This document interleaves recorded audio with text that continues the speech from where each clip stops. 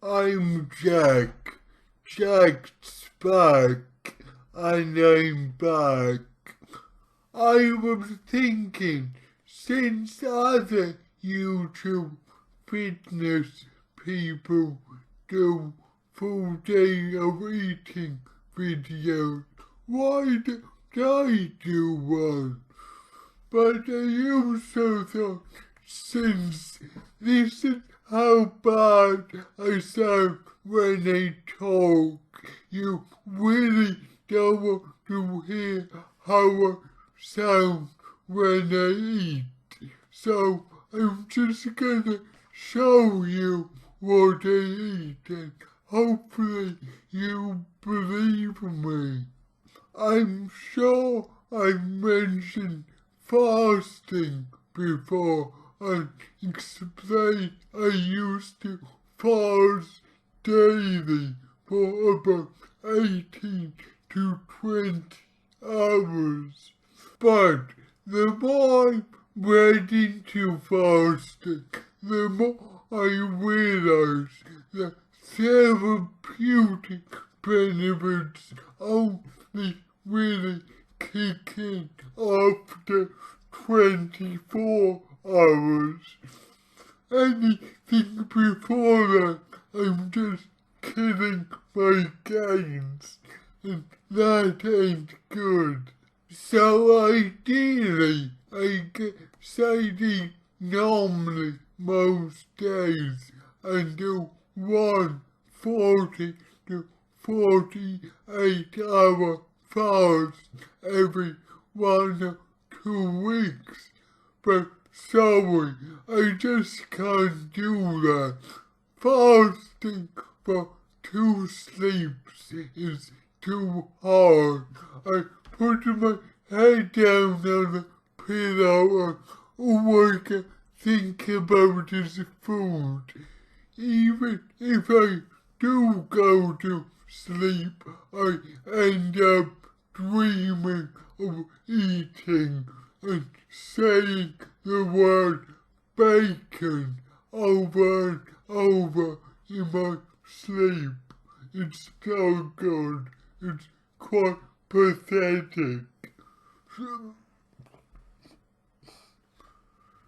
So I thought the next best thing was to do 24 to 30-hour fasts a week. Then I'll have 3 days of eating normally keto and 1 day where I have my cheat meal.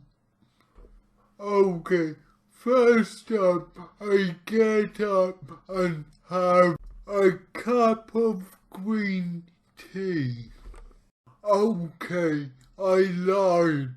I do a bit of fasting and I do my first bit of my exercise routine fasted, but I try to do it early enough that I still get a significantly large eating window.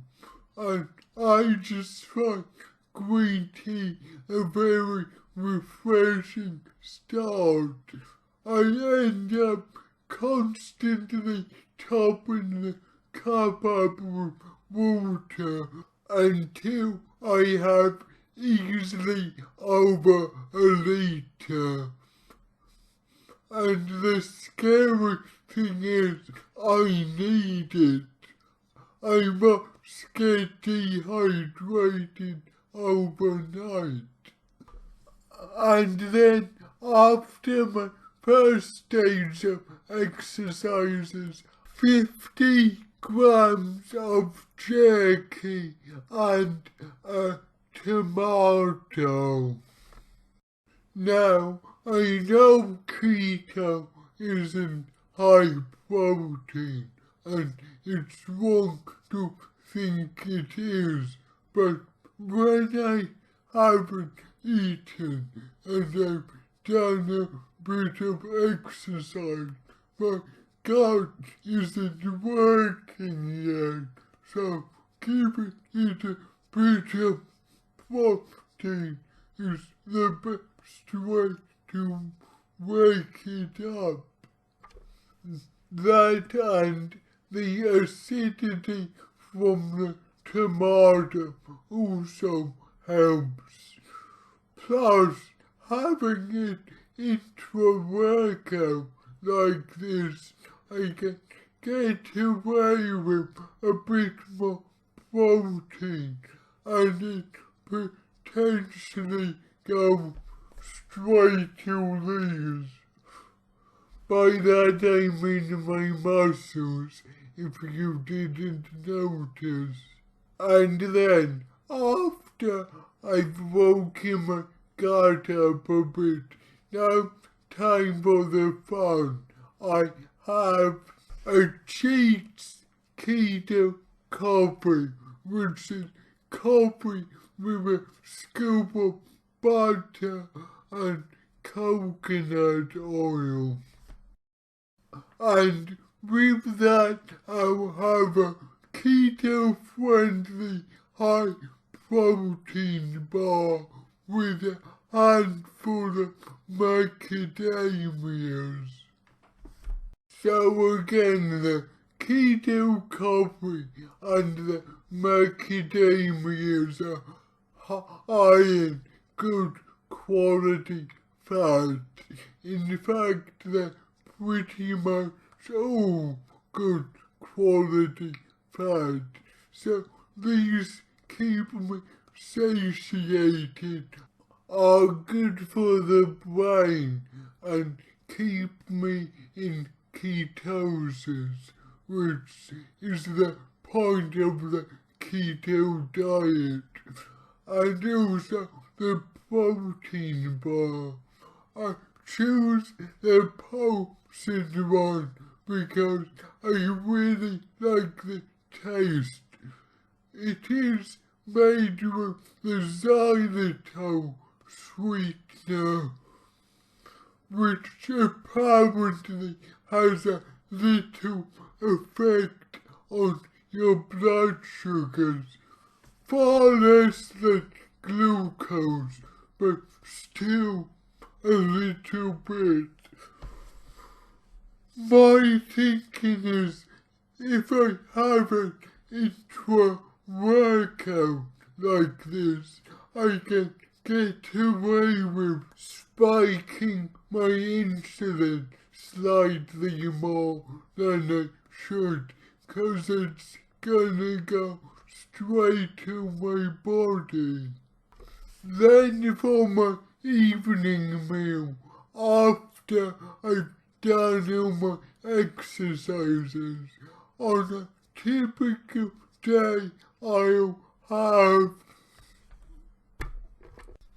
2 packs of mackerel fillets, some hard goat's cheese, yes, a whole pack, a tomato, an avocado, and then some sprouts. The mackerel, firstly, so high in omega-3 fatty acids, basically the good fat, so completely what you want on a keto diet. So nutritious and so cheap. The goat's cheese, okay, maybe I shouldn't have a whole pack, but how I burn it off. Again, very nutritious. Apparently, goat's cheese contains some special type of fat which converts to ketones very quickly. Don't know if that's true, but might as well have it. And the protein in goat's cheese is far easier on the gut than dairy cheese. And on the topic, that's why I added my second tomato at this point too.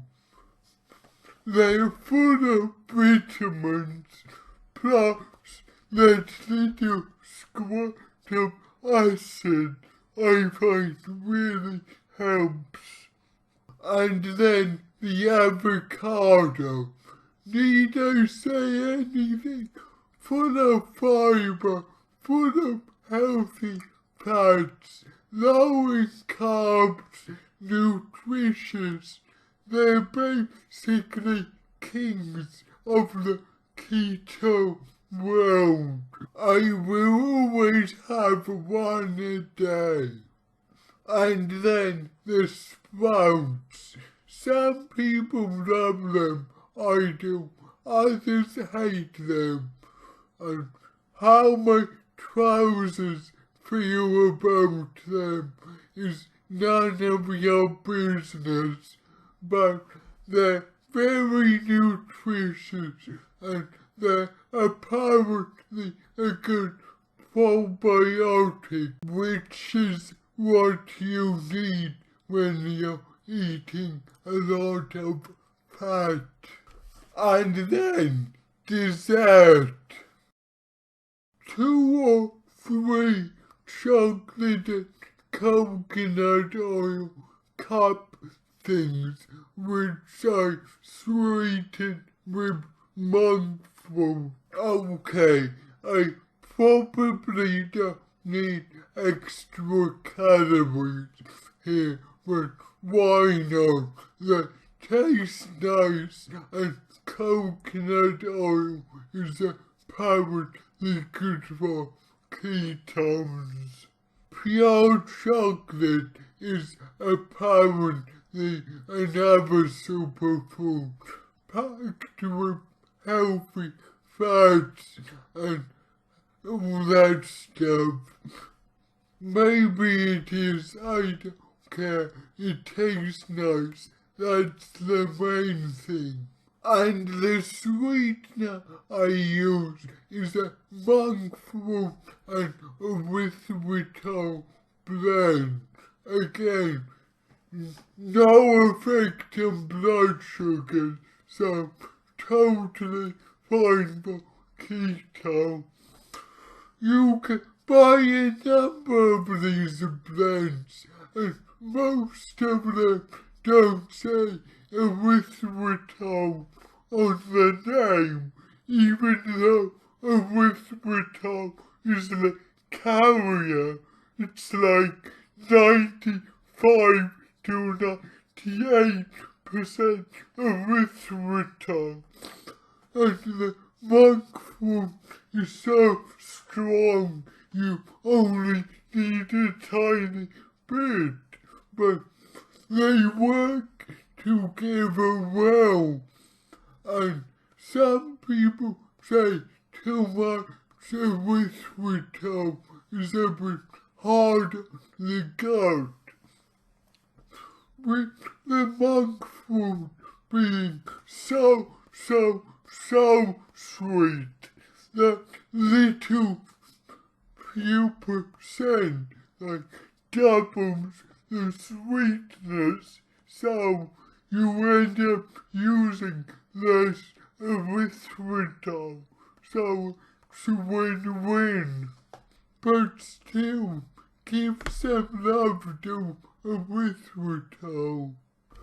And finally, I'll finish everything off with about 50 grams of cottage cheese and some kimchi. I live near a Polish store, hence the Polish cottage cheese. I would like to buy some from there.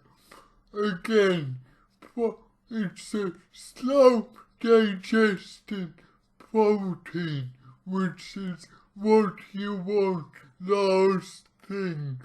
Calms everything down and helps you recover overnight.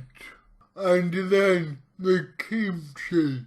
I find you need a probiotic to counterbalance some of the negative effects from the dairy protein in cottage cheese.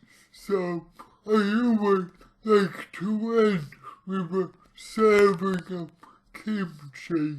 It just helps the gut do what it should. Okay, that's a typical day of eating keto when I'm not fasting or cheating. Please leave a comment telling me I eat too much or whatever, but hell, I'm still Jack's back.